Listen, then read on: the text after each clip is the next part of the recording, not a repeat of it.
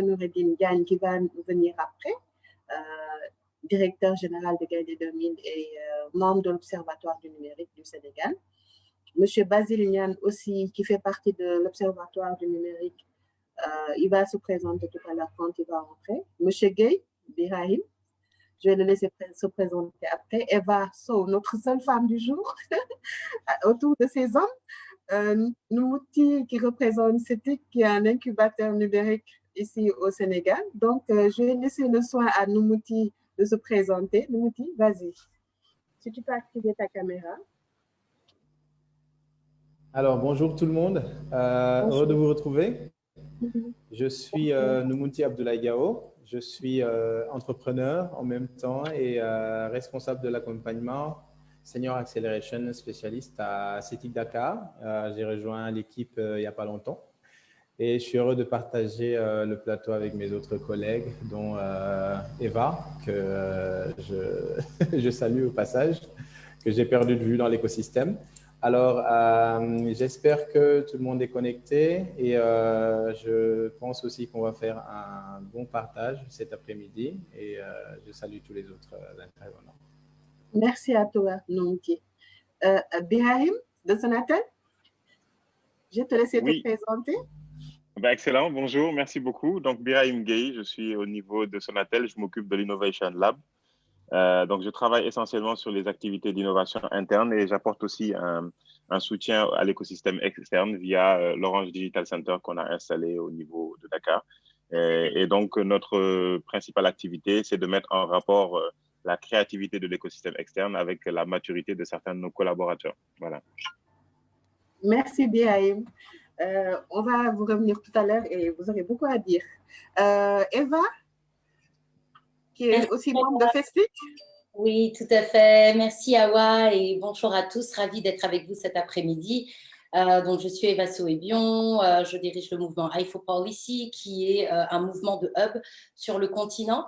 Donc, on croit profondément que les hubs peuvent jouer ce pont entre les entrepreneurs et les gouvernements. Et ce que nous allons faire, c'est de créer des coalitions fortes pour engager des processus de réforme de politique publique et à travers ces processus, de faire en sorte qu'on ait des lois qui soient plus efficaces et qui répondent aux besoins des entrepreneurs.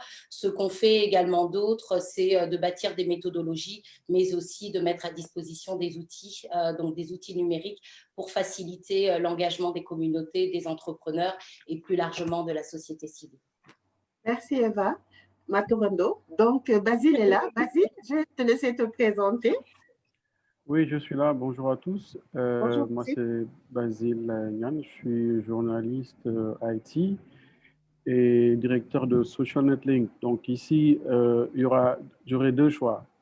Je vais enlever le manteau de journaliste et être un simple acteur IT et dire ce que je pense la promotion du numérique. Je suis également membre du Conseil national du numérique. Ça me fait plaisir de voir encore des têtes comme celle de Eva. Peut-être que c'est elle que je connais ici, à part des autres, je les connais, mais pas tellement, pas amicalement. Voilà. Mais ça sera l'occasion pour nous de débattre, de discuter. Je pense que c'est ça qui est le plus important. Merci en tout cas de m'avoir invité pour ce webinaire. Merci à toi, Basile. Bon, je vais essayer de mettre ma vidéo. Donc, voilà. Je n'aime pas trop montrer ma tête, mais je vais le faire. Non, elle est très belle, donc il ne faut pas hésiter. D'accord, donc je démarre avec Noumouti. Noumouti, tu peux nous parler un peu de la place qu'occupe le numérique en ce moment dans le monde? Alors, comme Basile, je pense que je vais essayer de nuancer avec les différentes casquettes que j'ai. Déjà, en tant qu'entrepreneur, je trouve que en 2020, on ne peut pas parler de développement, on ne peut pas parler aujourd'hui d'économie sans passer par le numérique. Quand on parle du digital, globalement, je parlerai du numérique, alors que dans tous les secteurs, hein, je vois aujourd'hui à travers beaucoup de nos startups que nous accompagnons à CETIC Dakar qu'il y a des startups dans plusieurs secteurs. Dans le commerce, par exemple, si on parle de la chaîne la plus développée au Sénégal en termes de commerce aujourd'hui, la digitalisation joue un rôle très, très, très importante parce qu'aujourd'hui, on voit à nos sœurs, nos mamans trouver complètement leur marché sur Internet à travers les réseaux sociaux, notamment sur Facebook, sur WhatsApp. Et là encore, on parle encore de commerce informel, mais qui se formalise de plus en plus dans le domaine du numérique. Donc, on peut dire que globalement, c'est incontournable. Alors, si on voit toute cette jeunesse, toute cette énergie autour du numérique, du digital, partout dans le monde, mais j'ai des fois l'habitude de prendre notre exemple, que ce soit dans la capitale ou dans les régions, tout ce qu'il y a comme engouement, comme projet de start-up, que ce soit dans l'agriculture, dans la santé, et notamment dans le commerce, un domaine que je maîtrise beaucoup parce que depuis le début, je travaille avec le commerce dans le secteur informel comme dans le secteur formel, mais on se rend compte que voilà, c'est un vrai potentiel aujourd'hui de création d'emplois, mais aussi un secteur générateur de revenus. Alors, pour faire juste un overview du digital dans le monde, je me dis que c'est incontournable et vraiment c'est un levier sur lequel on devrait bâtir nos économies et rendre nos startups et nos entreprises beaucoup plus compétitives justement pour tirer profit de tout ça. D'accord.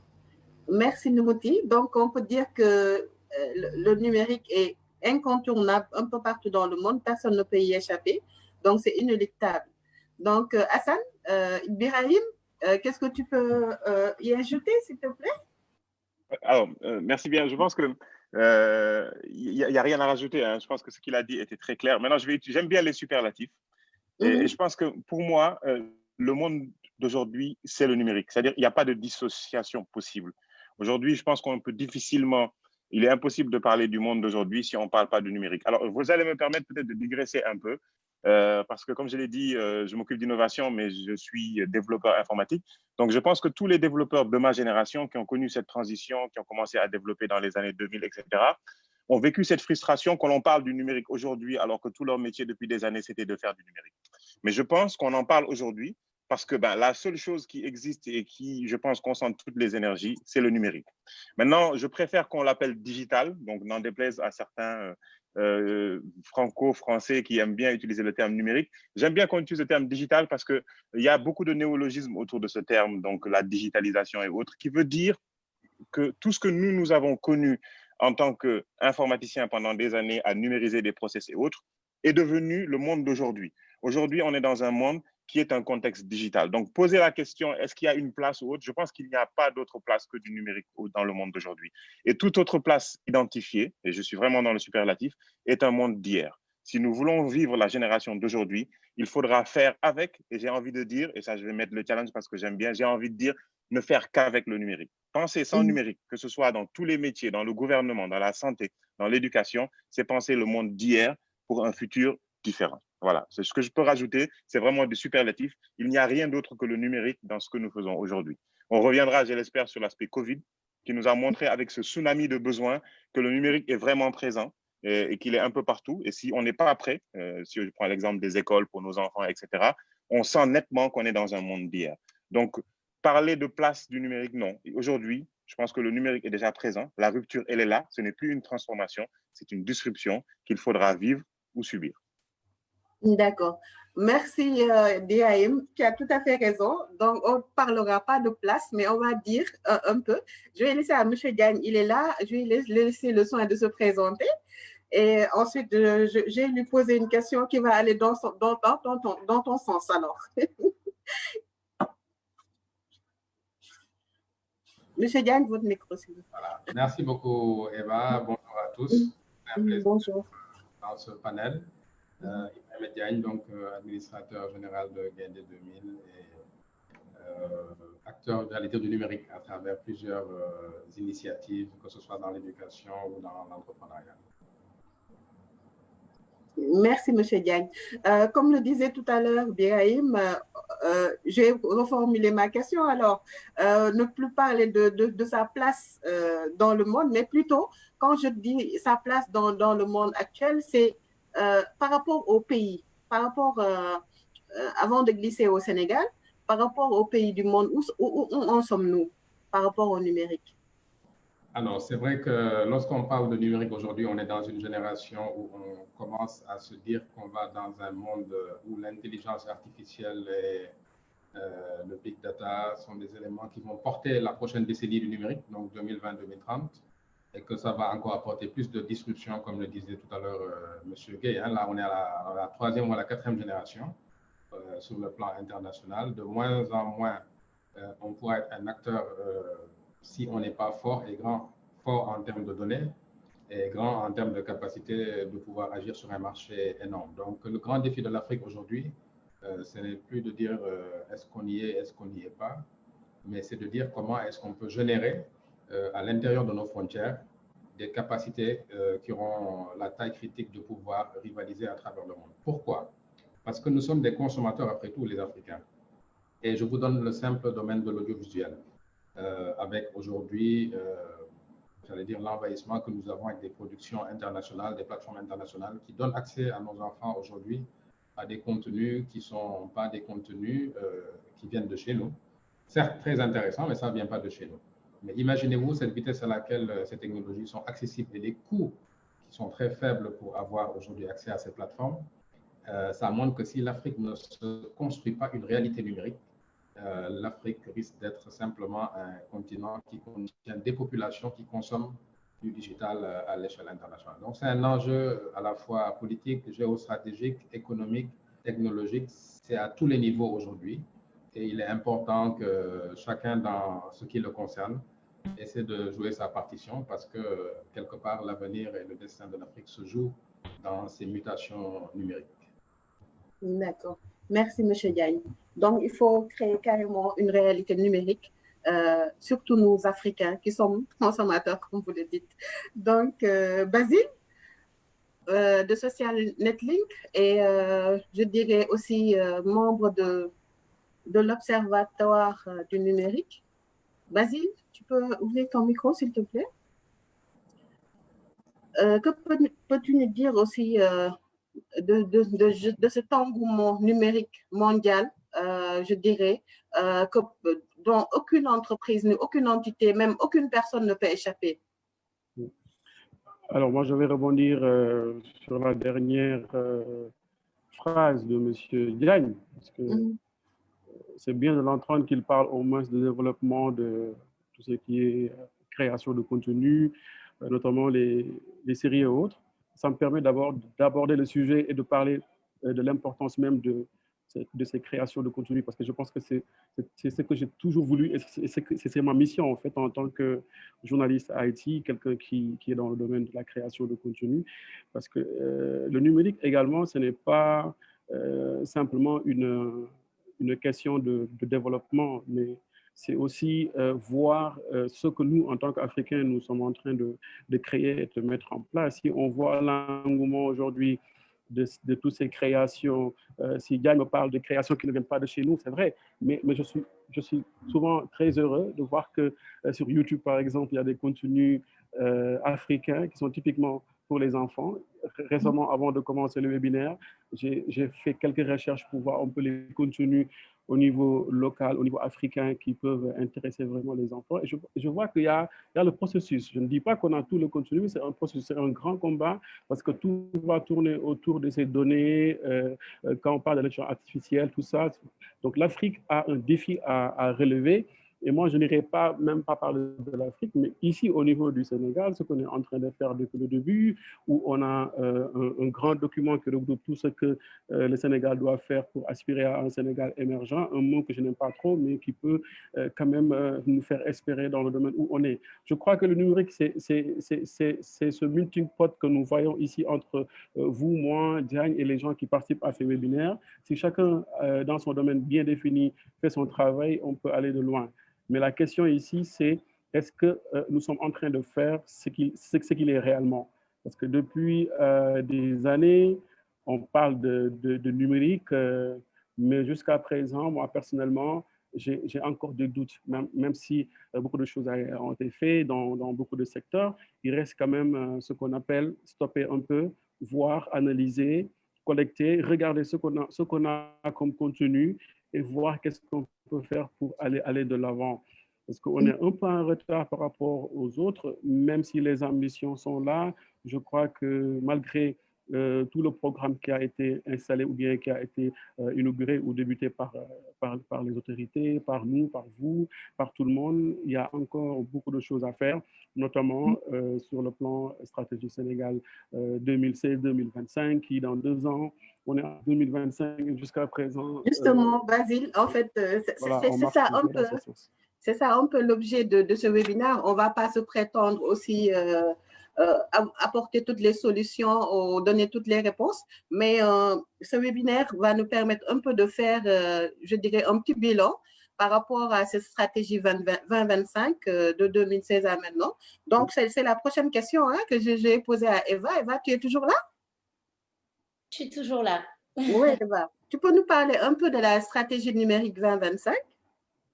Alors, la stratégie numérique 2025, c'est vrai que c'est ce document qui a été en tout cas propulsé par le gouvernement et qui vise vraiment à montrer la vision un peu long-termiste autour de la transformation digitale.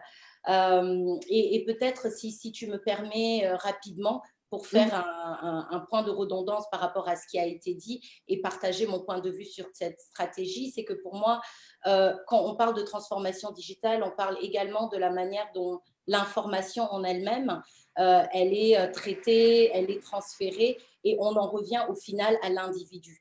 Et là où cette stratégie, pour moi, est intéressante, c'est comment est-ce qu'on va faire que ce plan, qui est un plan étatique, qui prend en compte les acteurs du secteur public et les acteurs du secteur privé, peut venir et prendre sens à l'échelle de l'individu, à l'échelle de l'entrepreneur, à l'échelle du citoyen sénégalais et comment est-ce qu'il peut être impacté positivement par le numérique. Dans ce document, en tout cas, ce qu'on va retrouver, c'est des prérequis. Je pense que ces prérequis, on en a beaucoup parlé ces dernières années, notamment autour du cadre juridique et réglementaire. Les acteurs d'ailleurs du numérique, à travers la volonté d'avoir un Startup Act, ont vraiment montré l'importance de réformer ce cadre juridique.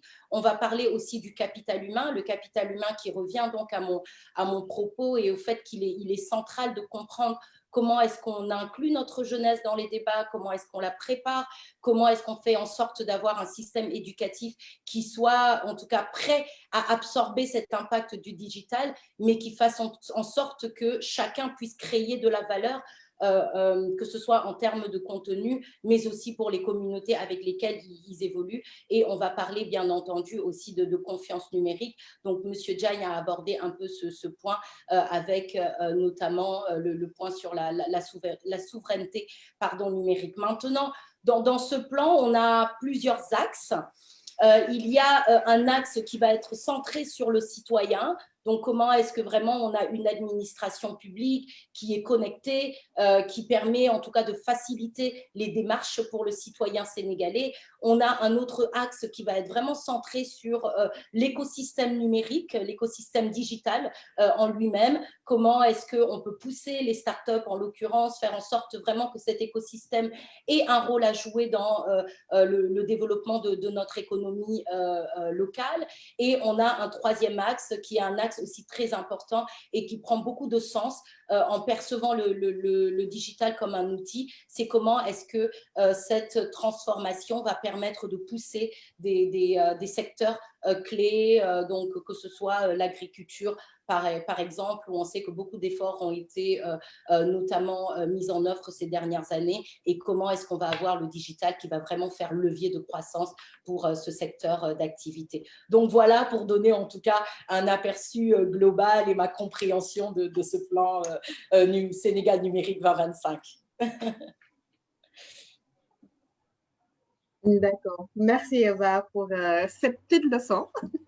D'accord. Donc, Birahim de Sonatel, là, je pense que vous avez, votre entreprise a une place très importante dans cette stratégie 2025. Donc, tu peux nous en parler un peu de la place de Sonatel dans cette stratégie par rapport au réseau et tout ce qui s'y attache. Alors, ce qu'il faut savoir, c'est que, effectivement, je ne suis pas la personne la plus appropriée chez Sonatel pour parler l'axe connectivité, parce que je suis IT, développeur, donc les gens du réseau, c'est un autre monde. Mais ce qu'il faut savoir, effectivement, c'est que Sonatel a effectivement, et vous le verrez même en termes d'investissement dans le plan Sénégal numérique 2025, il y a de gros investissements autour, effectivement, d'un accès ouvert et abordable au réseau. Je pense que Sonatel a une grosse part qu'il est en train de dérouler et qui sont suivis de façon, on va dire, très rigoureuse au sein de l'entreprise et la direction réseau. Mais au-delà de ça, et ça, il faut le comprendre par la position de Sonatel aussi, par son histoire, dans la transformation digitale globale, et ça, je parle dans les autres domaines du digital, parce qu'il faut comprendre, c'est que le digital, c'est créer de la valeur avec le numérique. Le numérique utilise le super réseau, mais le numérique, c'est aussi utiliser les développements IT, les algorithmes, la donnée, pour améliorer des services qui sont rendus à des clients ou avoir mieux d'excellence opérationnelle. Et sur ces axes-là, Sonatel aussi travaille. Moi, personnellement, je travaille dans Orange Digital Center, qui est un tiers-lieu d'innovation qui a été créé avec un Fab Lab solidaire, une école de codage qui permet de préparer, parce qu'on en a parlé, je pense que Eva l'a brossé tout à l'heure, les ressources humaines. C'est un axe très important. En gros, il y a beaucoup à dire. Sonatel est présent presque dans tous les axes qui sont présentés aujourd'hui dans le plan Sénégal numérique 2025. Et travaille aussi sur les socles au même titre que les autres acteurs. Mais si vous me le permettez, je vais peut-être faire, et je pense qu'on est là pour ça, faire une autocritique. Parce que moi, je me dis, quand on arrive à un moment où on parle de transformation, l'un des éléments les plus importants, c'est d'être honnête et de se regarder dans un miroir et de dire où j'en suis. Si on ne regarde pas clairement où on en est, on ne peut pas définir une cible, une trajectoire qui soit conforme avec les ambitions. Le premier mot, moi, je bannirais le terme transformation. Pour la chose que M. Diagne a dit tout à l'heure, où nous sommes des consommateurs et nous subissons beaucoup, bien que Basile ait expliqué qu'il y a du contenu qui arrive, mais quand on est consommateur, on ne se transforme pas, on subit. Et quand on subit, je reviens sur le terme, on vit des ruptures. C'est pour ça que souvent, quand on parle de l'Afrique, de façon assez politiquement correcte, on parle de leapfrog. Mais pour moi, un leapfrog, c'est juste pour dire qu'on a sauté une rupture. C'est-à-dire que au lieu de mener la transformation, parce qu'on se transforme, on a un plan, on vit des ruptures, on les subit et on réagit. Donc, on est en face de ça, il faut être honnête vis-à-vis de ça. Et quand on est en face d'une rupture, la meilleure des choses, ce n'est pas de faire un plan de transformation. Ce que je veux dire par là, c'est que nos États, face au digital, ont les mêmes problématiques que les entreprises, comme les nôtres. Les entreprises comme les nôtres, c'est des entreprises qui, depuis longtemps, alors, vous me coupez quand je vais trop long parce que je suis très bavard et je pense que les autres participants, moi, très rapidement, ce que je veux dire, c'est que nos États ont les mêmes problématiques que les entreprises. C'est-à-dire que les entreprises ont vécu pendant longtemps un numérique interne qui dépassait de loin ce qui se passait dans le monde externe. On est arrivé à un moment où l'écosystème externe dépasse et même dicte sa loi à l'écosystème interne. Moi, je vis mieux mon numérique chez moi avec mon WhatsApp qu'en entreprise avec mon email. C'est juste pour donner un exemple. Donc, les entreprises ont été obligées de réagir en mettant un plan contre cette disruption-là. Alors, ce plan, il se doit d'être innovant, d'être agile et de faciliter le test and learn. Et si je dis, et pour faire court, que les entreprises et les États ont la même problématique, c'est que les États aussi ont cette problématique d'avoir des citoyens qui sont appétents à ces transformations-là et qui attendent beaucoup de services en tant que clients de l'État qui doivent être digitalisés. Et donc, ces États sont face à des disruptions qui leur imposent les mêmes problématiques que les entreprises ont. C'est comment ils peuvent avoir des plans agiles, des plans disruptifs et des plans qui favorisent le test and learn dans tous ces axes. Alors, et c'est ça la question de fond. Est-ce que le plan Sénégal numérique tel qu'il est écrit, parce qu'on a l'habitude d'écrire de bons documents, est-ce qu'il prend en compte cet aspect agilité, cet aspect test, cet aspect learn et cette humilité de dire je vis des ruptures et que le pas de demain, je ne le connais pas. Ce que je fais, c'est je m'arme des compétences et des leviers qui me permettront d'apprécier et on va dire d'affronter ce qui est à venir. Je veux juste mettre en miroir sans être long parce qu'en préparant ce résumé, je me suis dit, je vais essayer de voir en Afrique ce qui se passe. Et j'ai regardé le plan de transformation du Rwanda. Ça fait un peu cliché. J'ai regardé ce plan et j'ai essayé de le comparer à notre plan. Alors, je me suis rendu compte d'une chose et j'étais vraiment très heureusement surpris par le fait que le mot rupture est venu plusieurs fois. Deuxième chose importante, ils ont commencé leur transformation il y a 20 ans. Et sur un slide assez simple, ils sont capables de nous expliquer qu'après leur crise rwandaise, ils ont compris, et ça, il faut le comprendre, que le numérique, c'est un enabler qui doit leur permettre de résorber le gap qu'ils ont connu et de mettre leur nation dans une vitesse de croisière. quand on regarde le plan Sénégal, quand on regarde le plan numérique du Rwanda, on se rend compte que quand ils sont sortis de la crise en 2020, ils ont commencé à construire des infrastructures et ils se sont lancés dans une rampe pour transformer une économie qui était basée sur l'agriculture en une économie basée sur la connaissance. C'est-à-dire qu'ils ont compris que le challenge de demain, la mission de demain, et ça c'est il y a 20 ans, cette mission-là, ce ne serait plus qui produit plus d'arachides, c'est le débat d'aujourd'hui, mais ce serait l'économie de la connaissance qui va prévaloir. En tout cas, c'est le pari qu'ils ont pris. Donc, une des questions qu'il y a à se poser, c'est nous, dans notre plan Sénégal numérique, quel est le pari qu'on a pris? Ce qu'on dit, c'est moi, ce que je vois, quand on parle de socle, quand on parle d'axe, c'est qu'on est conscient au moins d'une chose, qu'il y a énormément de retard qu'on doit rattraper. Et ce plan, effectivement, s'il est bien exécuté, peut nous permettre de résorber ce gap. Mais est-ce qu'il faut s'en arrêter là? Alors, je vais pas être long. Peut-être que dans le débat, d'autres pourront répondre à cette question. Je vais te couper. Voilà. On va y revenir tout à l'heure quand on va parler du Sénégal. On va parler tout à l'heure du gap. Où est-ce qu'on en est de 2016 à maintenant? Donc, Noumouti, je reviens vers toi. En tant qu'incubateur numérique de l'écosystème numérique au Sénégal, pouvez-vous nous parler un peu du plan Sénégal numérique 2025? Alors, je reviens pour dire, hein, je partage la même vision que les autres, que vraiment, on est en tant qu'incubateur resté sur notre faim.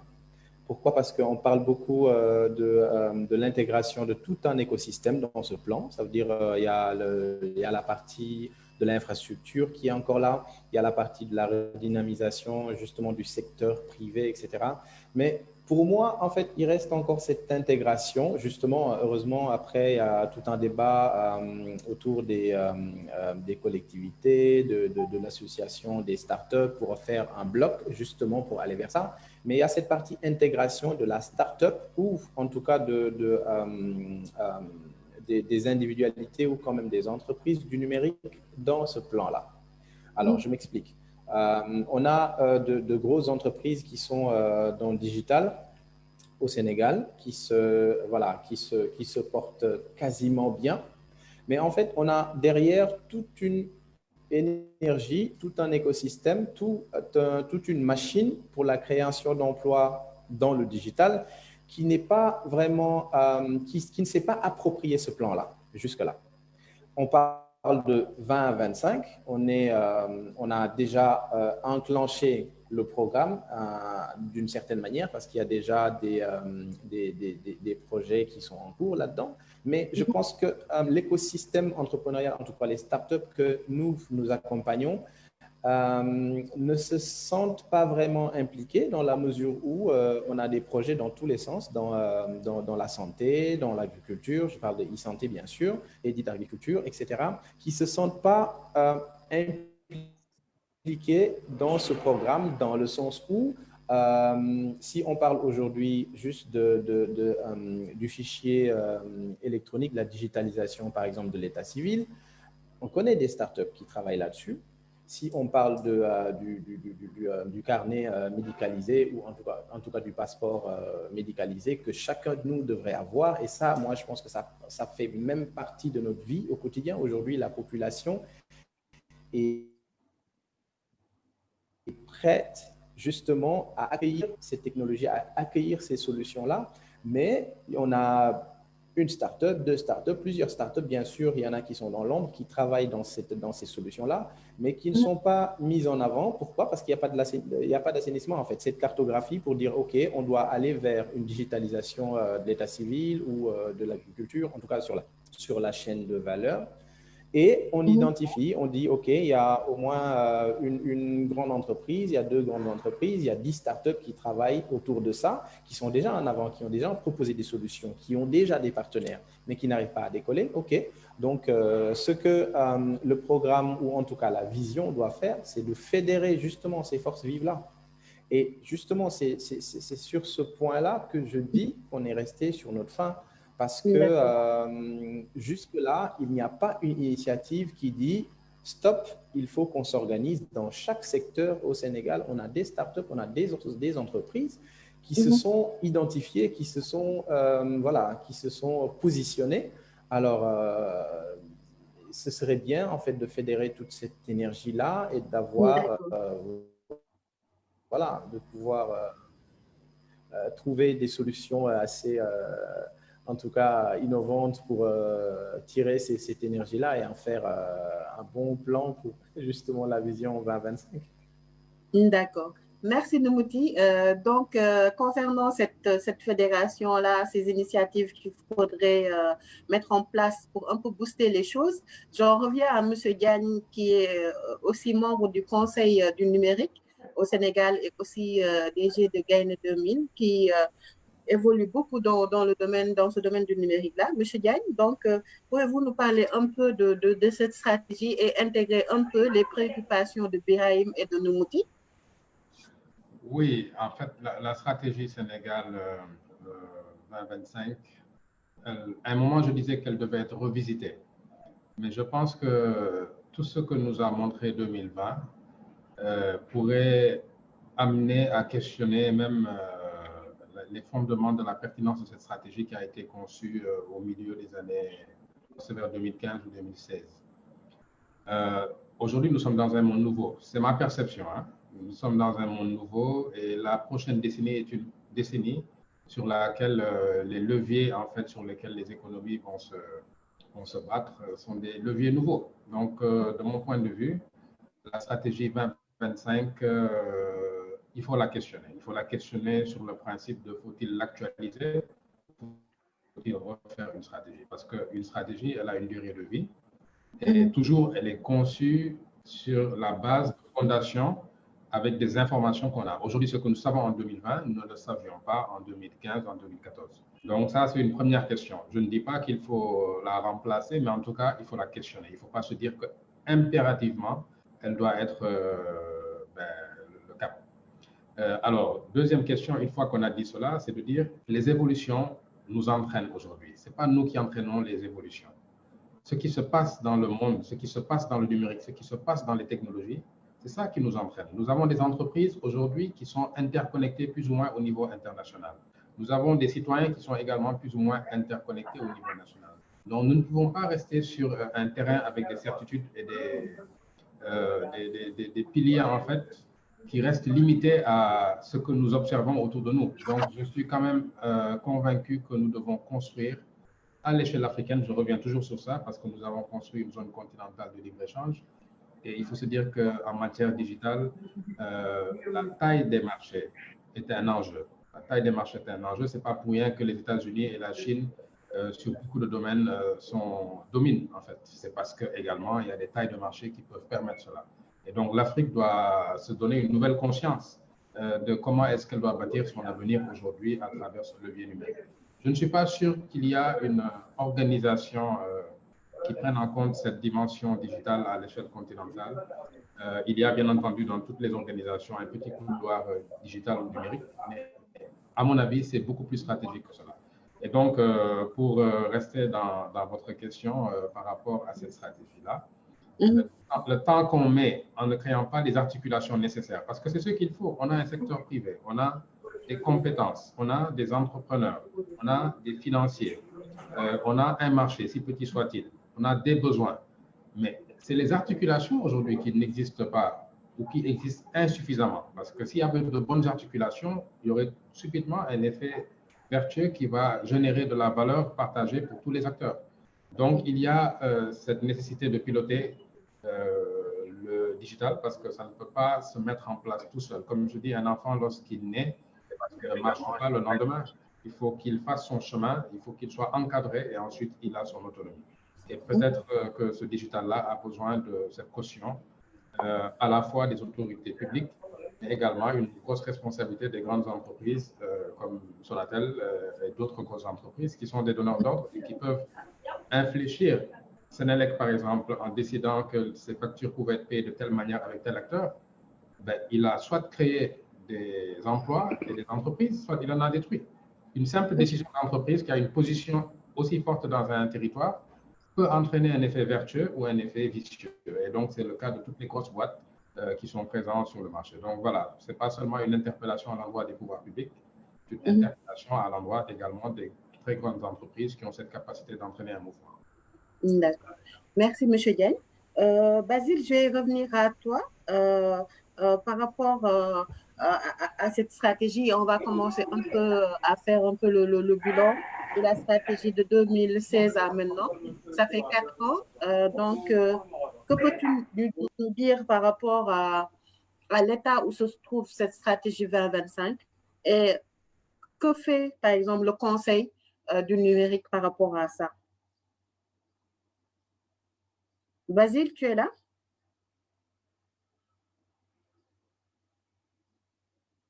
Eva?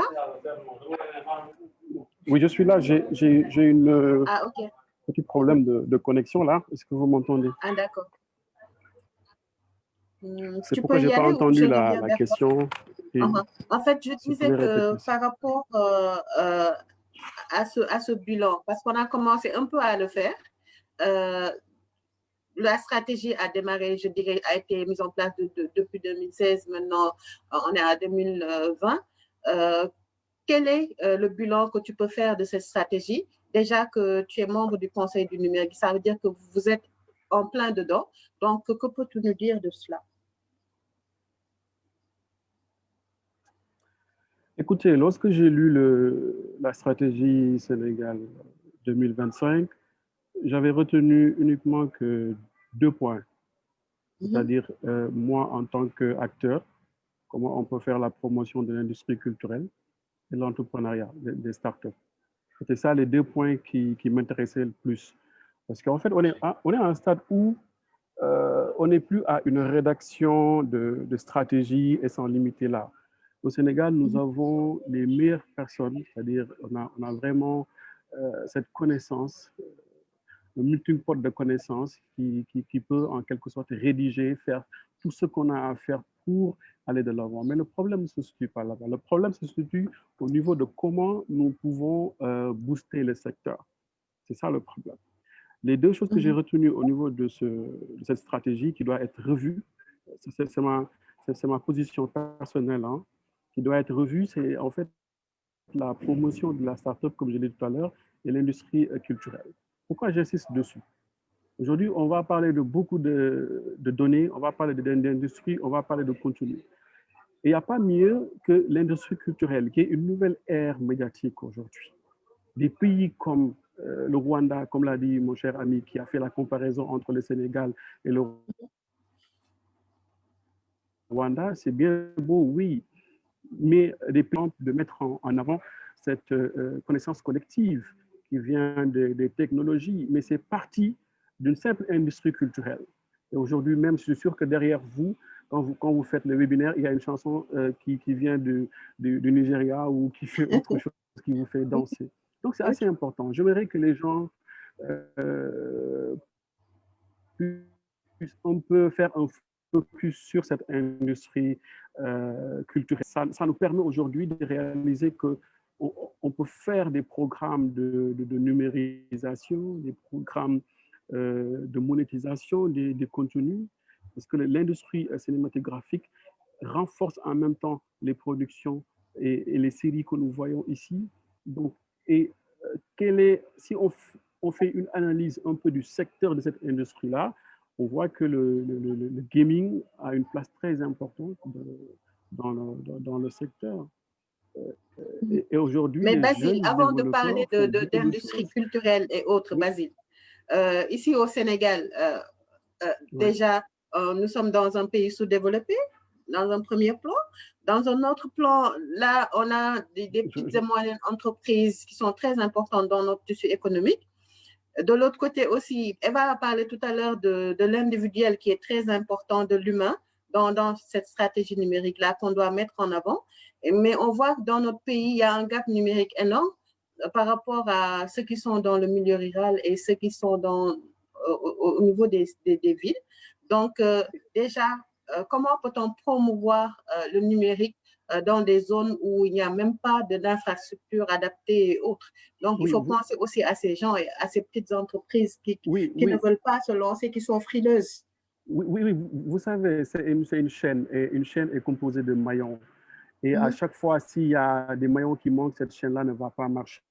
Je ne suis pas contre ceux qui pensent qu'il y a des choses à faire au village, dans les autres de plus reculés, où il n'y a pas la connexion, les gens doivent se connecter, d'accord. Mais on ne sait pas un pays ne peut pas aussi se développer en étant focus sur un processus qui n'avance pas. S'il n'y a pas des stratégies, des personnes qui sont en haut pour tirer cette chaîne de valeur-là, on n'arrivera pas. Donc, c'est une chaîne de valeur.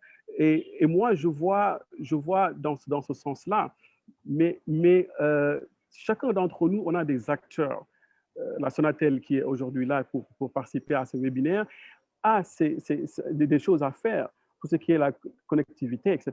Ça, il va du droit de la Sonatel, de ce opérateur, de faire ce travail-là. Mais moi, je parle quand même de la promotion du numérique. Aujourd'hui, vous n'êtes pas sans savoir que même si on me dit qu'il n'y a pas de connexion, ils ne sont pas nombreux, mais peut-être entre parenthèses,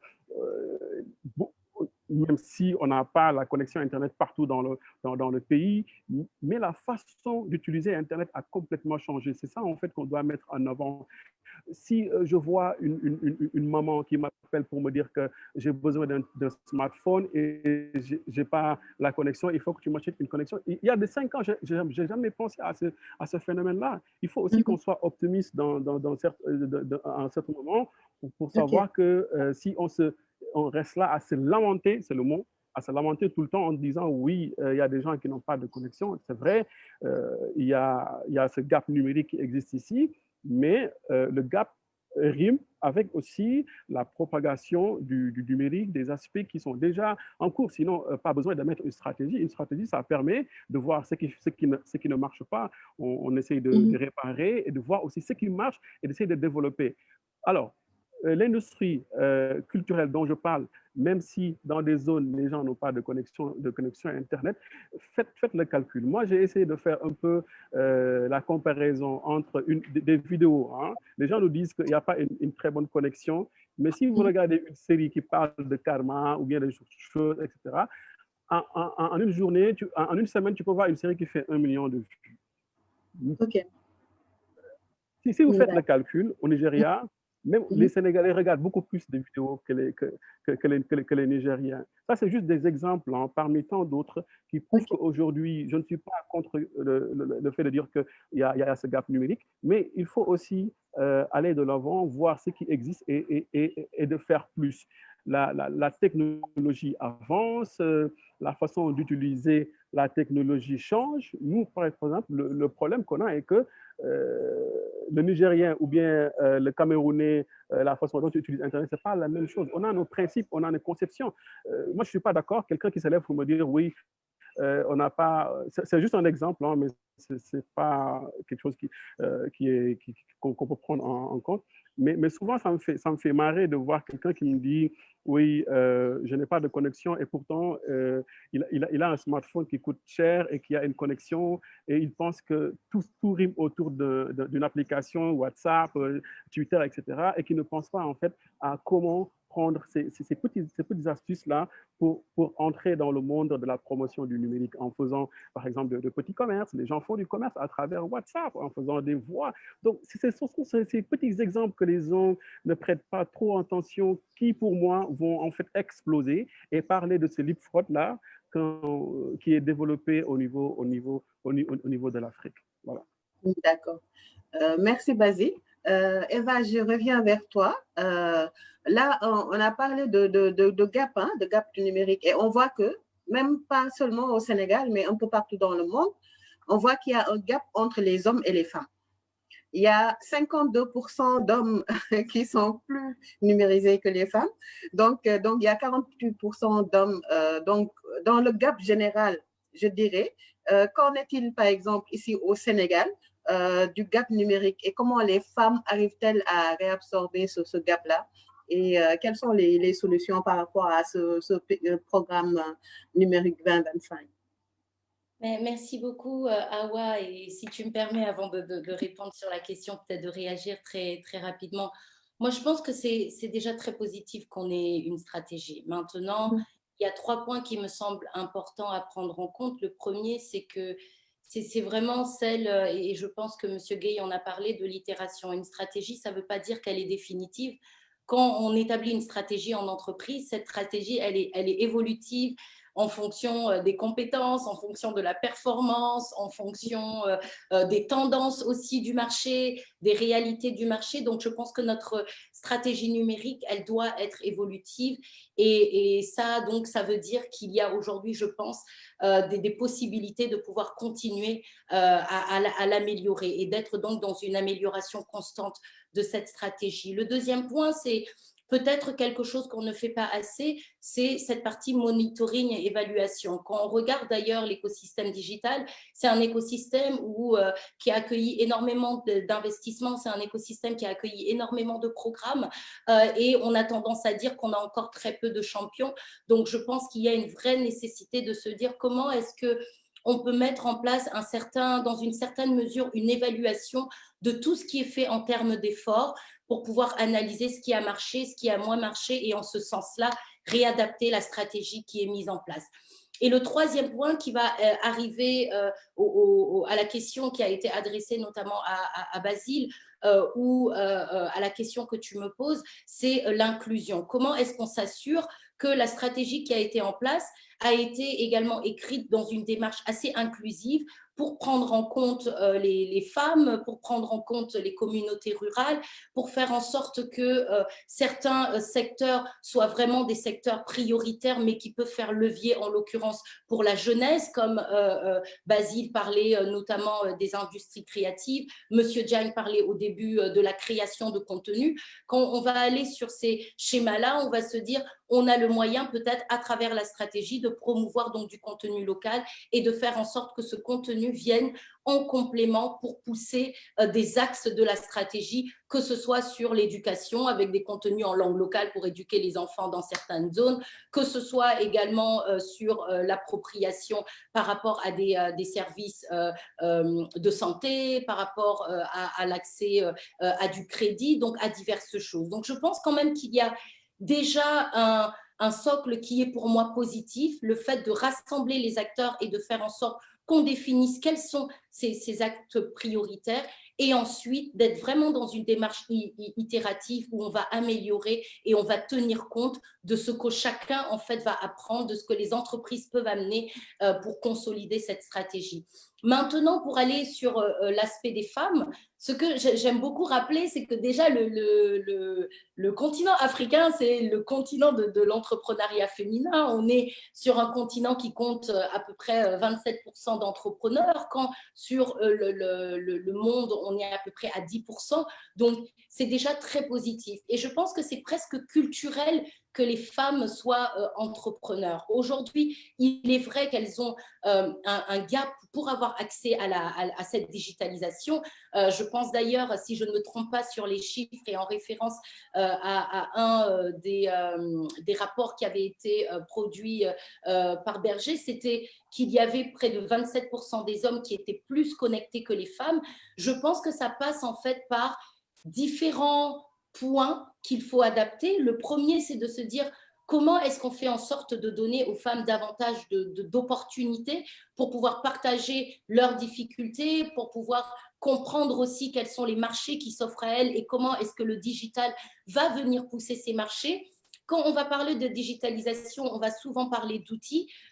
Bien entendu, aujourd'hui, quand on voit les taux de pénétration du mobile, je pense qu'on était en début d'année à 110% de taux de pénétration. Il y a clairement une possibilité, avec des outils aussi simples, comme le mentionnait Basile, que WhatsApp Business, de faire en sorte que ces femmes aient un accès plus facile au marché. Mais encore faudrait-il avoir un espace suffisant pour les pousser en termes d'éducation au digital. Quand on va également entrer dans la capacité de ces femmes à grandir et donc à se servir des outils digitaux pour grandir, ça sous-entend pour elles d'avoir accès aussi à de la formation, que ce soit en termes de gestion, que ce soit management ou alors de gestion financière. Donc, il y a pour moi différents points liés à l'éducation. Il y a également des points liés aux mesures incitatives. Quand on travaillait notamment sur le Startup Act ici au Sénégal, la composante entrepreneuriat féminin n'est pas ressortie dans les solutions qui ont émané des entrepreneurs. Donc, est-ce que ça veut dire que les femmes ont moins de voix, on les entend donc moins, comme je le disais tout à l'heure?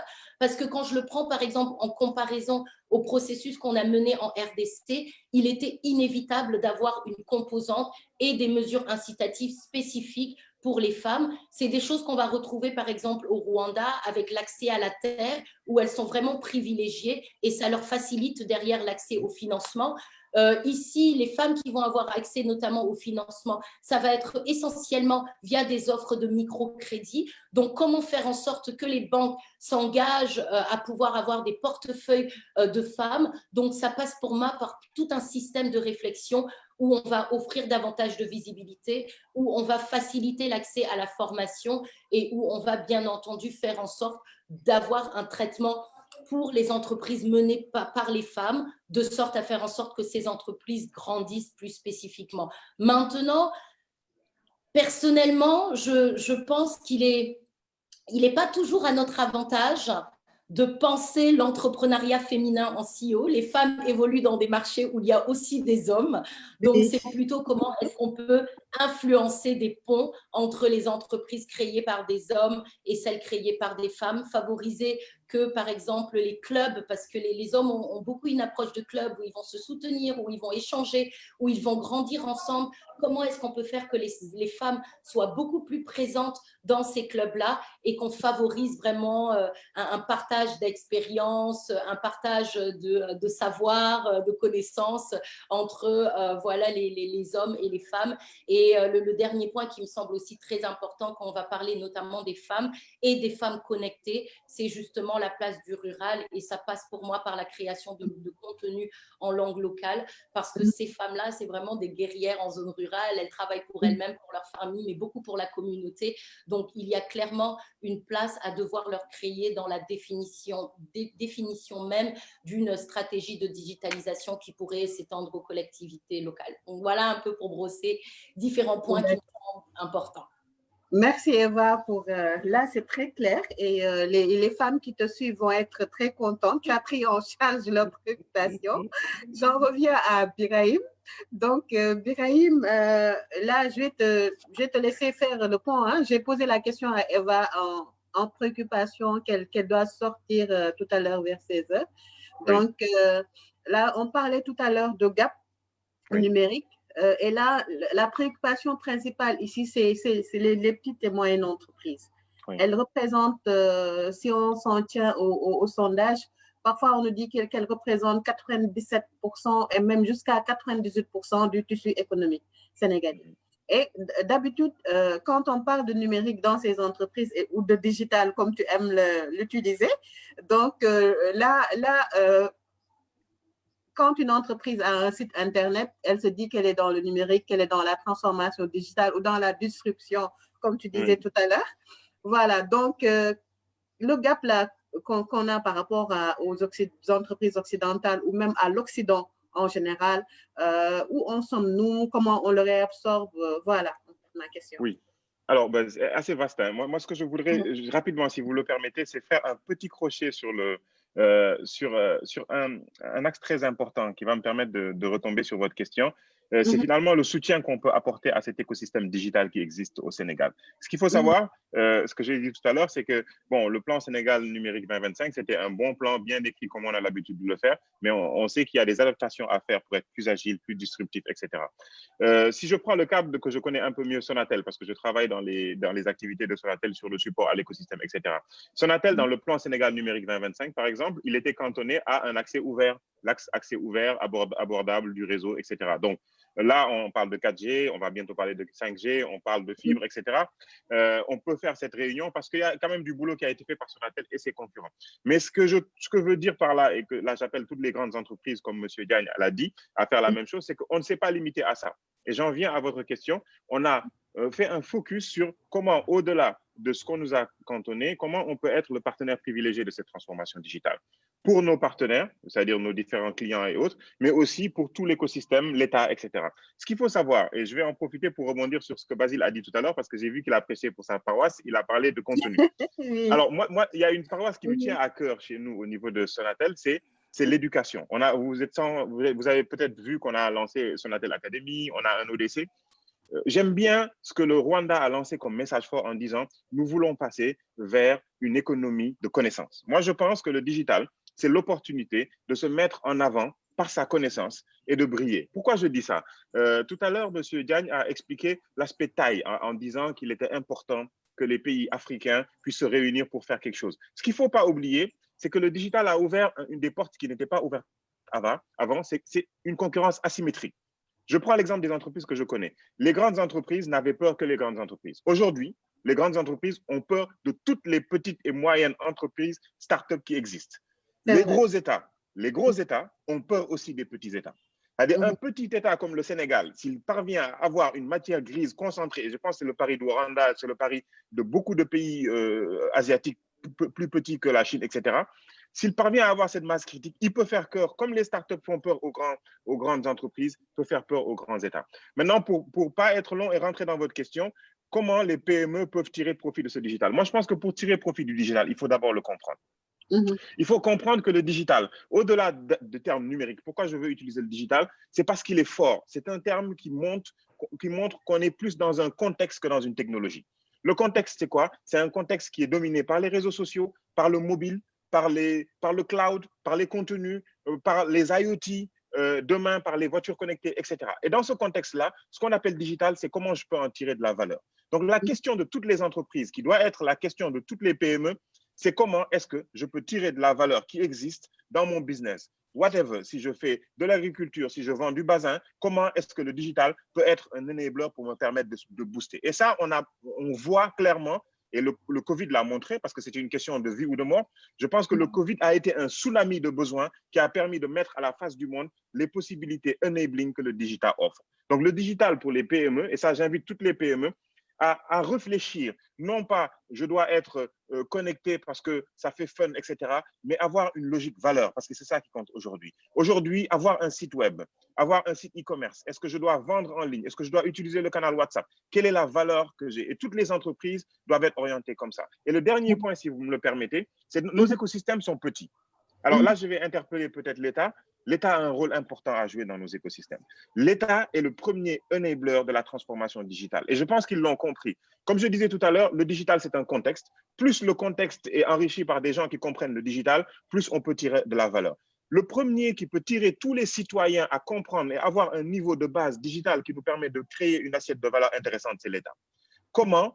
En d'abord précisant que tous les services que l'État rend aux citoyens, parce que tous les citoyens ont besoin de ce service, doivent être digitalisés. C'est le premier niveau d'éducation qui doit être fait. À partir de ce niveau-là, vous verrez que tous les citoyens auront cette appétence au digital. Et de fait, ils vont tirer tout cet écosystème de PME. Et j'en profite parce que le temps est court et je ne veux pas être long. Ouais. Pensons PME, mais pensons un peu plus radicalement start-up. Et toujours, définissons ce que l'on pense. Une start-up, j'entends beaucoup cet amalgame start-up. Une start-up, pour être clair, c'est un hacker de business model. Les PME sont connus, ils ont des business models connus. On veut être une start-up nation, on le dit partout. Être une start-up nation, c'est quoi? C'est former des gens qui ont les compétences, et je reviens aux compétences, pour hacker des business models, pour trouver des business models qui existent et se dire, avec le digital, comment je change ça? Comment je tire une valeur qui n'était pas perçue? Comment je crée une nouvelle chaîne de valeur qui me permet d'être exponentielle et d'intéresser les gros qui existent et qui pensent qu'ils sont tout perchés, alors que cette concurrence asymétrique me permet d'aller très loin. Aujourd'hui, un étudiant, et je termine sur ça, un étudiant de l'école de Polytechnique de Thiès, dans sa petite chambre, peut avoir l'idée géniale parce qu'il a eu une douleur pour aller chercher une pièce ou autre qui va disrupter tellement que toute l'Afrique va résonner sur cette zone d'onde-là. Et c'est comme ça que les PME doivent penser. Ne pensons pas à notre petite Afrique. Le monde est ouvert. Le digital est un enabler qui accélère et nous devons avoir de plus en plus de compétences pour voir comment disrupter ces opportunités et faire peur au monde parce qu'on parle de cela. Aujourd'hui, on parle de faire vibrer à partir de notre petite chambre de Guédiawaye ou Ouargoudiaye, faire vibrer des gros et c'est possible. Et là, je te rejoins. Tout à l'heure, tu parlais de Covid tout à l'heure. On a vu que par rapport à l'exemple que tu as donné par rapport à l'étudiant de l'ESP de Thiès, par exemple, on a vu que beaucoup d'étudiants ont créé des choses durant cette Covid, des nouvelles technologies, donc on en est capable. Donc, il faut mettre les moyens. Tout à fait. Et il y a plein d'autres choses comme ça. Alors, sur les femmes, vous ne m'avez pas posé la question, donc je m'abstiendrai d'y répondre. Non, j'ai dit que toutes les... non, vous êtes les Rifoshi de nous. Non, mais il y a un problème de fond. Hein. J'allais faire un ricochet à Basile en disant que Si on regarde TikTok, je pense que les femmes, elles sont plus digitales que nous parce qu'elles sont présentes dans tous les contenus. Maintenant, peut-être la question que vous vous posez, c'est comment elles peuvent être enablers, comment elles peuvent être faire plus de science pour driver plus. Mais je pense que c'est les meilleures consommatrices et ça, c'est un bon point de départ. Voilà. D'accord, merci Birahim. Donc, Nourouti, par rapport aux deux questions, hein, au GAP et aux femmes, hein, donc la CETIC est un incubateur, donc un enabler pour les startups et les PME. Donc, comment faites-vous pour un peu, quelles sont vos actions pour un peu réabsorber ce gap-là, ce gap numérique par rapport aux PME, aux startups? Comment les aider à avancer? Okay. Alors, quand on parle de gap, personnellement, je vais parler du point de vue personnel avant de parler de CETIC Dakar. Alors, du point de vue personnel, je pense que ce gap, comme Basile l'a dit, hein, pour moi, ce gap, c'est une attraction derrière qui peut être vue autrement. Ça veut dire que si on parle de gap aujourd'hui, on dira que voilà, dans les zones rurales, on n'a pas accès à Internet. Quand tu sors de Dakar, de Diamniadio, etc., les gens n'utilisent pas trop Internet. Pour moi, c'est un problème de besoin. Aujourd'hui, si en tant qu'agriculteur, en tant qu'éleveur, moi, je travaille beaucoup dans cet écosystème-là avec les agriculteurs, les éleveurs, globalement, les commerçants dans le secteur informel, mais on se rend compte que, en fait, c'est une soif qui n'est pas aujourd'hui étanchée par la technologie. Je m'explique. Si aujourd'hui, un Gaïnak de l'autre côté, mes amis éleveurs là, savent qu'avec WhatsApp ou avec Facebook ou avec, je ne sais pas, hein, une application qui tourne derrière sur du SMS, j'arrive à vendre ma vache ou mon taureau beaucoup plus cher ou avec plus de valeur dans un autre marché, loin ou proche. Ils vont trouver justement cette flexibilité à aller trouver soit un appareil, soit de la connectivité, soit quelqu'un dans la famille ou autour, en tout cas du marché, pour leur faciliter cet accès-là. J'en ai fait l'expérience. Eva peut-être va rire sous cap, mais quand on a commencé à travailler avec le secteur informel, c'était non, ils vont pas aller vers la technologie justement pour faire de la facturation avec des ordinateurs connectés justement parce que voilà, ils sont pas vraiment dans ce monde-là. On se rend compte 5 ans plus tard, parce que c'est vrai que nous, on a commencé un peu tôt à parler de ça, 5 ans plus tard, que en fait, c'est devenu une demande. En fait, réellement, c'est des gens qui se disent, OK, je n'utilisais pas une application, je n'utilisais pas de la technologie justement parce que je ne voyais pas la valeur ajoutée. Mais aujourd'hui, si je sais que je peux suivre mon conteneur, suivre ma cargaison qui vient de Tambacounda avec justement mon téléphone, parce qu'ils ont tous des téléphones, ils ont en fait la possibilité et les moyens de se connecter, à se payer soit… Nourouti, excuse-moi, Eva doit quitter. On peut la laisser réagir et partir, s'il te plaît? D'accord, entre parenthèses. D'accord. Eva, vas-y, on va te laisser partir après. Ça, c'est des histoires de femmes, là. Hein? C'est vraiment des Vraiment. Il faut comprendre. Désolée, Awa t'a coupé, mais je pense que tu partageais justement un exemple assez intéressant et qui en revient à quelques points qui ont été soulevés, notamment par Monsieur Gay, sur la faculté en fait à vraiment de se servir du digital comme un outil pour faciliter autre chose, mais également comment est-ce que à l'échelle vraiment de l'individu, je reviens vraiment parce que je pense que tout est question de l'humain, de comment est-ce que le digital va favoriser pour lui son développement personnel, son développement professionnel, quels sont ses besoins et qu'est-ce qu'il faut mettre en place comme solution pour ses besoins. Ce que je voulais juste partager avant de partir et qui pour moi traite de l'ensemble des points en partant de la stratégie numérique à vraiment l'inclusion des femmes, donc tous les points qu'on a discutés ici, c'est au final comment est-ce qu'on s'assure de mettre en œuvre assez de synergie et assez de collaboration entre voilà, les structures étatiques et le secteur privé, entre les grands groupes, comme ça a été dit, et les PME ou avec les startups, entre les startups elles-mêmes, entre les PME elles-mêmes. Donc, c'est vraiment comment est-ce qu'on crée davantage de ponts et je pense que la vraie valeur et la vraie compréhension de comment est-ce que le digital va nous impacter, on va la faire sortir en créant des ponts et des réflexions, des actions collectives. Donc voilà, mon message, c'est juste encore un appel à la réflexion et à l'action collective, parce que je pense que c'est par là qu'on peut s'assurer d'être assez inclusif et qu'on mettra en œuvre une stratégie assez participative qui va impacter tout le monde, pas seulement nous ici au niveau de Dakar, mais également ceux qui sont un peu partout à l'échelle du pays, et avec davantage de possibilités pour s'étendre au niveau régional ou au niveau continental. Parce que les problématiques qu'on va avoir liées aux infrastructures, au marché, au capital humain, à la culture entrepreneuriale, le Sénégal est peut-être en retard par rapport à d'autres, mais c'est encore les mêmes difficultés qu'on va retrouver au Rwanda malgré leur avancement. C'est les mêmes difficultés qu'on va retrouver à une certaine mesure au Kenya ou dans d'autres pays de l'Afrique francophone. Donc voilà pour moi. Et merci Eva. Donc là, je lance un appel comme toi. Hein? Donc faisons 1 + 1 = 5 avec la synergie. Allez, merci Eva et à bientôt. Au revoir. Noumouti, je te laisse continuer, allez-y. Alors, je vais juste parler maintenant de l'apport du CETIC. En fait, comme c'est dans notre vision, hein, on essaie en tout cas d'intégrer toute cette population, toutes ces PME qui sont un peu, je dirais pas à côté, mais qui n'ont pas encore accès à cette lecture de la technologie. Alors, on essaie de mettre ensemble la meilleure manière de le faire aujourd'hui, c'est de dire, OK, ce n'est pas une start-up, cette PME-là, pour qu'on la tire un peu vers le haut, vers en tout cas la digitalisation. C'est vrai qu'ils n'ont pas, en fait, de manière traditionnelle, l'habitude d'utiliser la technologie pour justement réaliser leur process, mais c'est de les mettre ensemble avec justement des start-up qui sont dans la technologie, dans la digitalisation.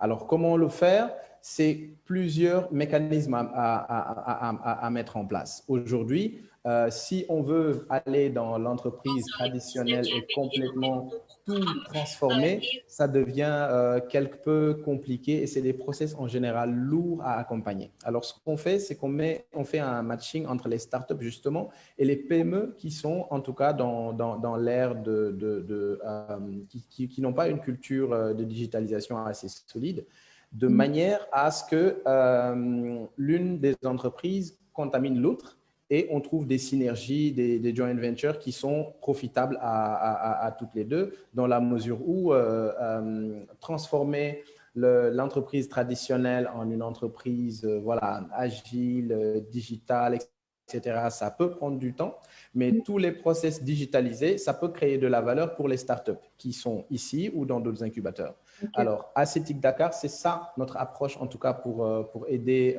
justement à la mise à disposition de tout ce qui est solution digitale, mais aussi en déployant nos programmes d'accompagnement et de formation justement dans des zones où les populations n'y ont pas accès.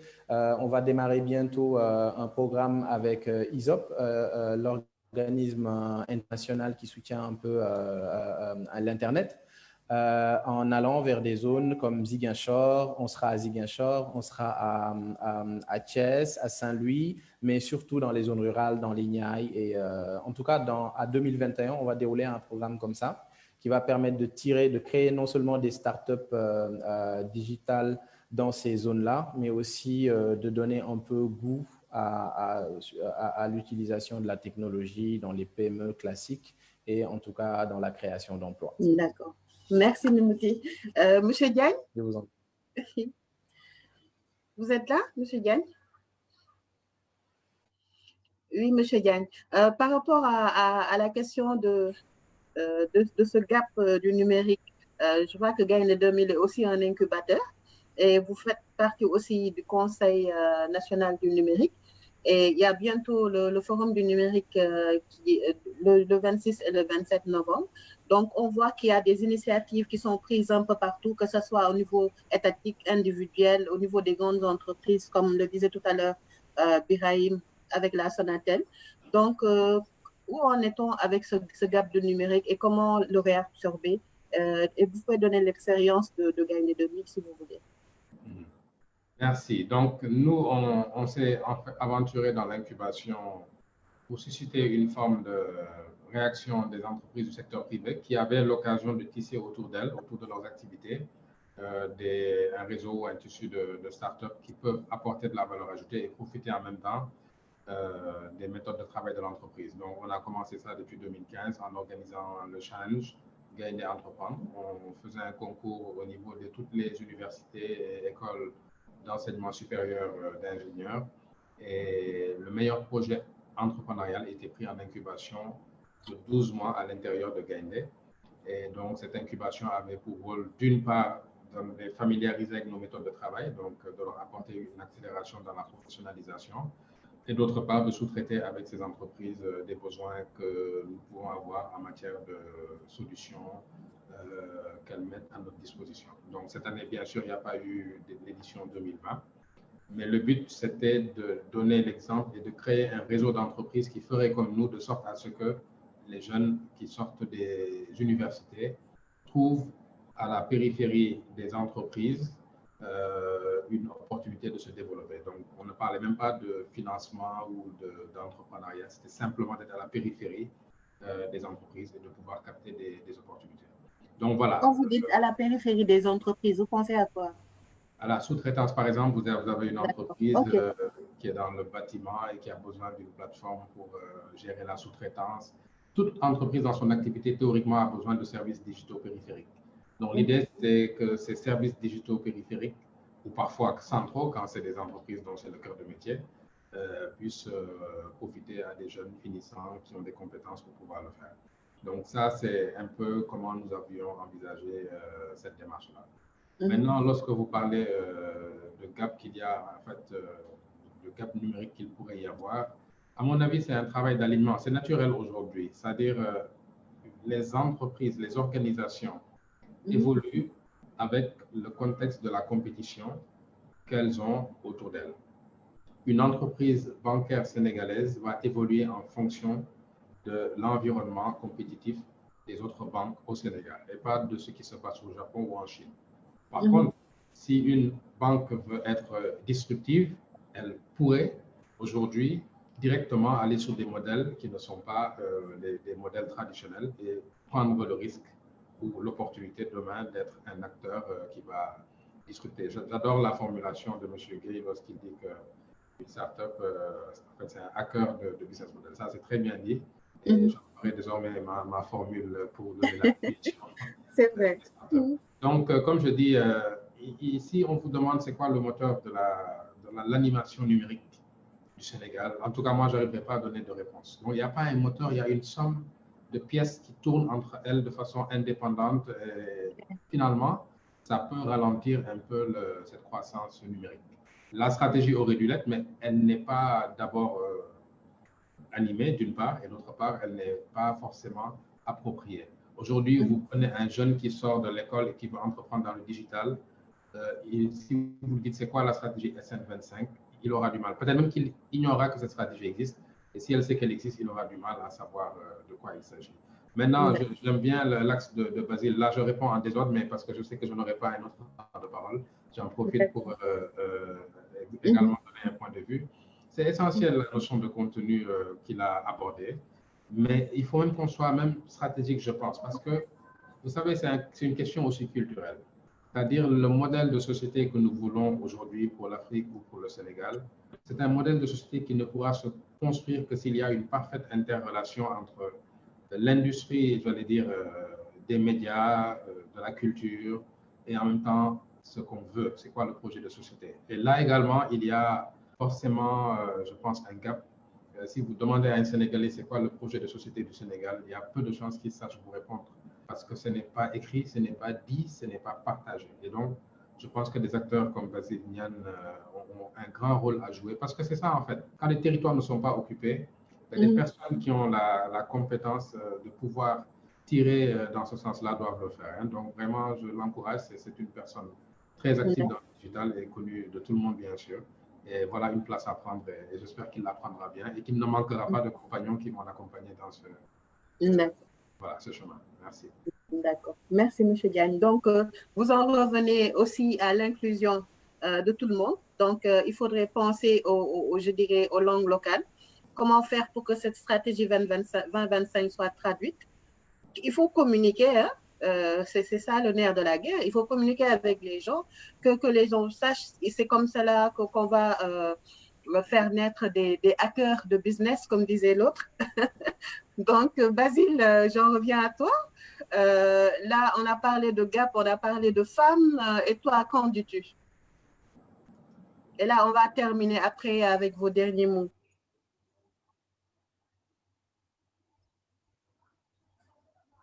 Basile? Allô? Oui, Basile, vas-y. Oui, je ne vous ai pas reçu, excusez-moi, c'est Uh-huh. fait un problème de connexion qui doit être... Pas de souci. J'ai dit qu'on a parlé tout à l'heure de gap numérique, de femmes dans le numérique et autres. Et toi, qu'en dis-tu?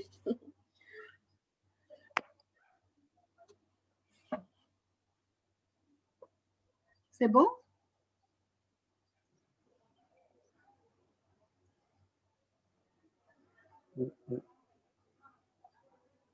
Donc, Birahim, je vais te laisser te donner ton dernier mot le temps que la connexion de Basile revienne. Oui, bon, mon dernier mot, c'est déjà de vous remercier pour cette initiative qui est offerte finalement aux femmes, mais à tout le Sénégal et à toute la jeunesse de s'exprimer et d'échanger autour d'un enjeu majeur qui est cette disruption digitale qui s'offre à nous, parce que c'est vraiment une opportunité qu'il faut saisir. Et peut-être me permettre de passer quelques messages forts qui, d'après moi, devraient être entendus par tous, on va dire, les acteurs du numérique, mais aussi tout citoyen de notre pays, de l'Afrique en général, par rapport à ces disruptions à venir et qu'il faudrait saisir. Le premier message pour moi, c'est vraiment le message de la connaissance. Je pense qu'on va vers une économie où on a beaucoup d'incertitudes. Et donc, quand on va vers quelque chose qui est incertain, il faut s'armer des bagages nécessaires pour affronter tout ce qui peut se mettre sur notre route. Et je pense que le bagage qu'il faut dans l'écosystème actuel, c'est vraiment le bagage éducatif, la connaissance, la compétence. Ça, c'est un élément, on va dire, si on veut, c'est un asset sûr qui peut nous permettre de braver tout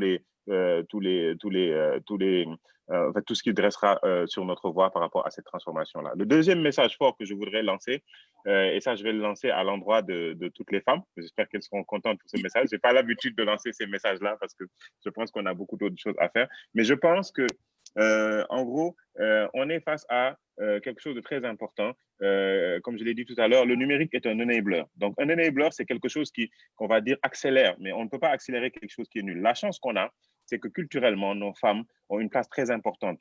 Malgré tout ce qu'on peut dire, hein, malgré tout ce qu'on peut nous faire croire, les femmes ont une place très importante dans nos vies, dans notre écosystème, dans notre culture.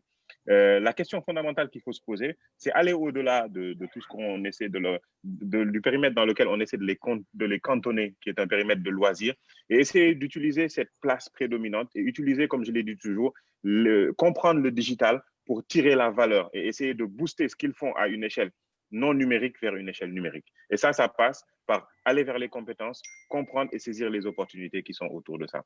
Donc, c'est vraiment les deux messages forts que je voudrais lancer. Moi, je pense que le mot-clé qu'il faut retenir, c'est il faut que tous, autant que nous soyons très honnêtes et que nous ayons tous vers une recherche de compétences qui va nous permettre de braver les différentes disruptions qui vont inéluctablement se mettre sur notre chemin. Voilà. Merci à toi, Birahim, et merci pour la disponibilité. Basile, c'est bon pour toi? Basile? Oui, j'ai entendu la dernière réaction. Oui, je vous entends. Oui, tu peux en profiter pour donner ta réaction par rapport à la dernière question et donner ton mot de fin aussi. Alors, moi, j'aimerais qu'on parle un peu de façon très b.a.-ba en matière, quand on dit en journalisme, on dit b.a.-ba, c'est-à-dire les façons les plus simples. Il faudrait qu'on arrive à faire comprendre le Sénégalais, c'est quoi le digital. Et si on arrive à faire comprendre le Sénégalais, c'est quoi le digital, on arriverait à parler de la promotion même du numérique. Parce que c'est un problème de concept, de compréhension de ce mot qui, à travers un support, que ce soit numérique, que ce soit un téléphone portable avec des applications, avec des codes USSD, l'essentiel pour moi est que si les Sénégalais arrive à comprendre qu'avec ces outils, mélangés avec un peu d'Internet, ça arrive à lui donner de la valeur ajoutée, c'est-à-dire ça change un peu sa façon de vivre. Si on arrive à comprendre ce concept, le grand concept de numérique va complètement changer et nous allons sauter des pas comme nous l'avons fait avec le mobile. Parce qu'aujourd'hui, le villageois qui est dans sa chambre et qui n'a même pas d'électricité, mais qui, avec l'énergie solaire, arrive à télécharger, à charger son téléphone portable, à y mettre une application ou bien à recevoir des messages et qui gère, je dis même, je vais prendre l'exemple d'une femme qui gère 5 personnes. Elle devient non seulement un SEO, comme les gens pensent à le dire, parce qu'il y a un langage qui est en train de dénaturer un peu la conception, parce que quand on parle anglais, français, l'autre parle séré, l'autre parle djola, il faut qu'on essaie de lancer un message très simple à la personne en étant inséré. On te dit, écoute, le digital n'est rien d'autre que cet outil qui te permet de pouvoir gérer ta famille, qui te permet de pouvoir gérer, par exemple, un groupement de femmes. Et c'est ça l'importance du digital aujourd'hui, dans ce monde où on est. Quand on parle d'inclusion, le numérique inclusif, c'est ça pour moi. Donc, il faut qu'on arrive à expliquer de façon très simple comment le digital peut transformer notre vie. Et on arrive à le faire, le tour est déjà gagné. Parlons des femmes, parlons des hommes. Moi, je n'ai jamais fait cette différence-là. Parce que je me dis également que la femme a les mêmes compétences que l'homme. Maintenant, tout dépend de l'environnement, là où elle se développe, où elle travaille. Mais évitons d'utiliser des mots qui ne permettent pas à cette femme, par exemple, qui parle djola ou qui parle sérère, de ne pas avoir cette possibilité, cette ambition de dire, moi aussi, je suis chef d'entreprise.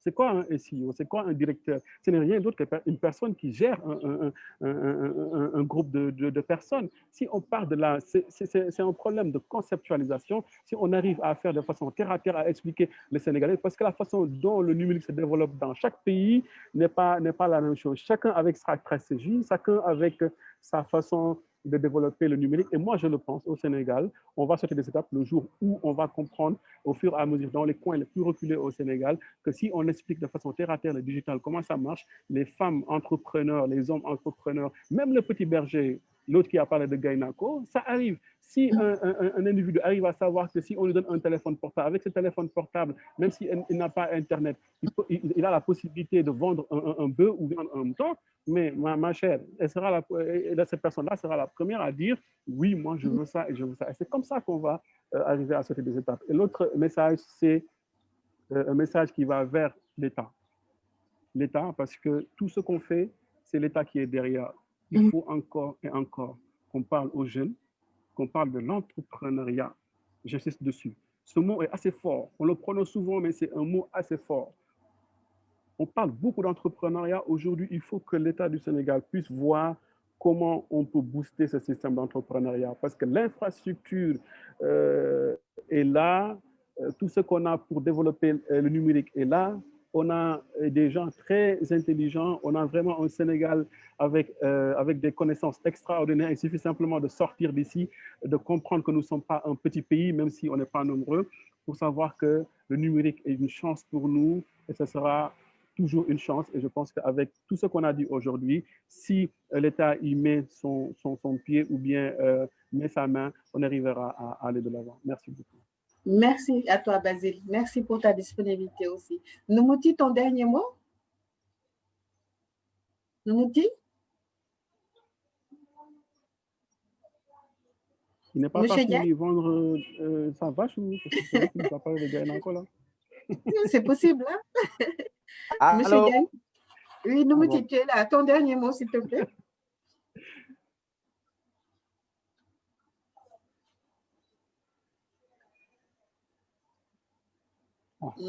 Problème de connexion? Allô, je suis là. Oui, Noumouti, vas-y. Allô, vous m'entendez bien là? Oui, ça va. Ok, super. Alors, je me suis déprappé. Alors, le mot de la fin pour moi, c'est de l'engagement. Alors, quand je parle d'engagement, c'est vis-à-vis des groupes qui l'ont déjà compris, comme la Sonatel aujourd'hui qui a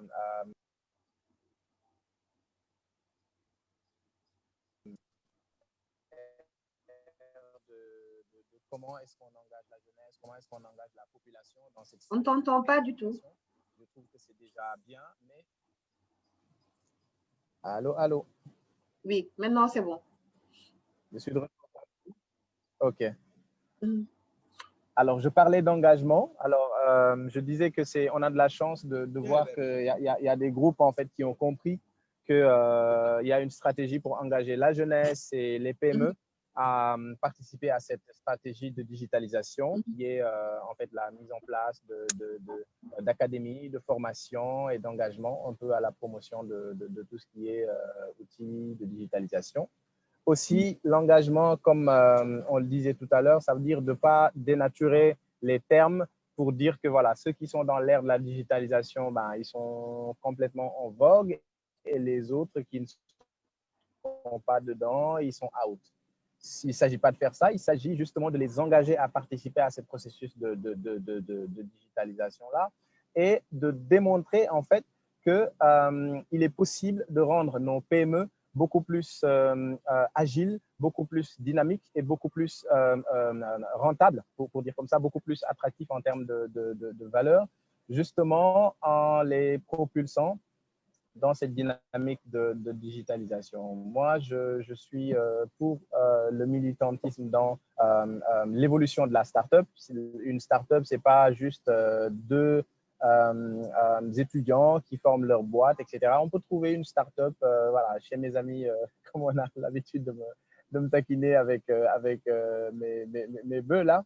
Donc, il faut en fait qu'on amène la digitalisation dans ce sens-là. Ne pas exclure justement la population un peu rurale pour dire, OK, ils ne peuvent pas se connecter, ils n'ont pas accès à Internet. Pour moi, c'est juste un problème de besoin. Et ce besoin-là, ils ont compris qu'avec Covid, on ne peut pas se déplacer pour aller, par exemple, au Gamou, au Magal, mais on peut bel et bien vendre et faire des activités sans pour autant se déplacer, justement, et gagner de l'argent, se faire payer par du mobile money.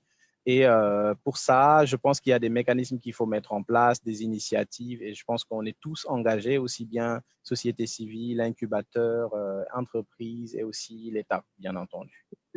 Voilà, c'est ce que j'avais à dire pour la fin. Merci, Mimouti. Merci beaucoup. Monsieur Diagne, votre dernier mot? Oui, je pense que l'essentiel a été dit, hein, mais je pense que ce genre d'échange également permet de toujours remettre des connexions entre les différentes initiatives. Hein. Il faut rechercher une convergence qui permet en fait, d'optimiser l'énergie et la dépense que tous les acteurs font dans le numérique. Hein. Pour moi, c'est vraiment ça le maître mot. Le Sénégal fait beaucoup, le Sénégal a beaucoup, mais on valorise insuffisamment parce qu'il n'y a pas de convergence. C'est du parallélisme répétitif.